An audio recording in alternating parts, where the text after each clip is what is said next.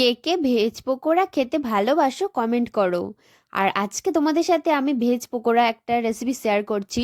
প্রথমে আমি এই যে গ্রেটার দিয়ে ভালো করে আলু গাজর সব কিছু সবজি গ্রেটার দিয়ে গ্রেট করে নিয়েছি। আর বাঁধাকপিটা জাস্ট সরু সরু করে কুচিয়ে নিয়েছি। আর সব রকম সবজি গ্রেটার দিয়ে গ্রেট করে নিয়েছি, ভালো করে দেখতে পাচ্ছ। আর তারপরে আমি কড়ার মধ্যে এই যে সর্ষের তেল গরম করে তার মধ্যে দিয়ে দিলাম চেরা কাঁচা লঙ্কা, টমেটো কুচি, ধনেপাতা কুচি, সব কিছু ভালো করে নেড়ে চেড়ে নিচ্ছি। যতক্ষণ একটু গ্রেভি গ্রেভি হয়ে না আসছে ততক্ষণ আমি নাড়তে থাকছিলাম। আর তারপরে আমি ওর মধ্যে সব সবজিগুলো দিয়ে দিলাম যেগুলো কেটে রেখেছিলাম। তারপর নাড়াচাড়া করার পরে একটু দিয়ে দিলাম আদা বাটা। আর এখানে পরিমাণ মতো নুন দিয়ে দিচ্ছি। আর এখানে একটু গরম মশলা সানরাইজে দিয়ে দিলাম। আর সব কিছু ভালো করে নেড়েচেড়ে নিচ্ছি। আর নেড়েচেড়ে নেওয়ার পরে আমার এটা ঠান্ডা করে একটু তার মধ্যে দিয়ে দিলাম চালের গুঁড়ো। আর অল্প পরিমাণ ময়দাও দিয়েছিলাম।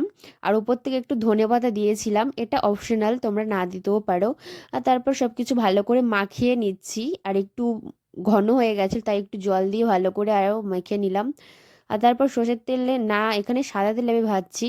সাদা তেল গরম করে ওর মধ্যে দিয়ে দিলাম পকোড়াগুলো। আর আমার পকোড়া কিন্তু রেডি। কেমন লাগলো কমেন্টে জানিও।